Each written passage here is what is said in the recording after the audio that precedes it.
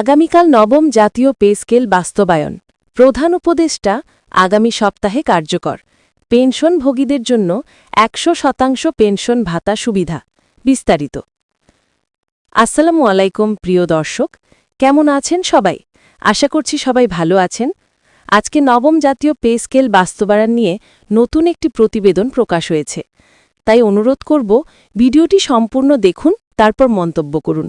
এবং আপনি যদি আমাদের চ্যানেলে নতুন হয়ে থাকেন তাহলে অনুগ্রহ করে চ্যানেলটি সাবস্ক্রাইব করবেন এবং ভিডিওতে একটি লাইক দেবেন। আগামীকাল অর্থাৎ রবিবারে নবম পে স্কেল বাস্তবায়ন করা হবে বলে জানানো হয়েছে অর্থ মন্ত্রণালয় থেকে।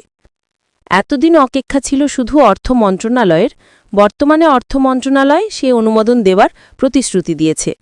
আগামী রবিবার অর্থাৎ ১৪ সেপ্টেম্বরে ১৪ সেপ্টেম্বর একটি বৈঠক অনুষ্ঠিত হবে।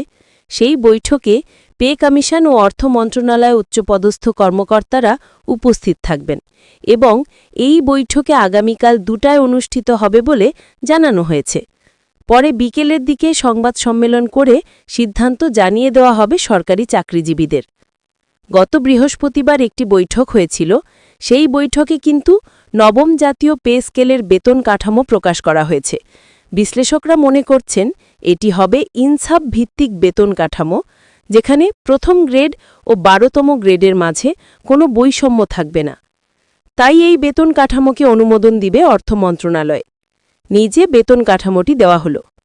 প্রথম গ্রেডে বেতন ভাতা নির্ধারণ করা হয়েছে ১,১৫,০০০ টাকা। দ্বিতীয় গ্রেডে বেতন ১,০৫,০০০ টাকা। তৃতীয় গ্রেডে বেতন ভাতা নির্ধারণ করা হয়েছে ৯০,০০০ টাকা। চতুর্থ গ্রেডে বেতন ৮০,০০০ টাকা নির্ধারণ করা হয়েছে।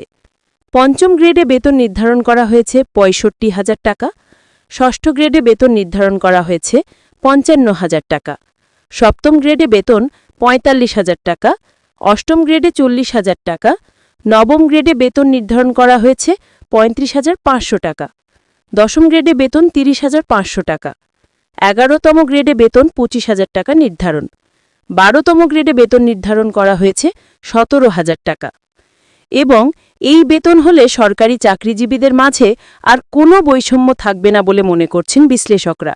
এই বেতন কাঠামো অনুযায়ী অবসরপ্রাপ্ত চাকরিজীবীদের ১০০% বেতন ভাতা বা পেনশন দেওয়া হবে। পেনশনভোগীদের যার যত গ্রেডে চাকরি ছিল সে তত গ্রেডে চাকরির পেনশন ভাতা পাবেন, সেটি হবে 100%। আপনাদের যদি নবম জাতীয় পে স্কেল নিয়ে কোনো প্রশ্ন থাকে আমাদের কমেন্ট করে বলুন।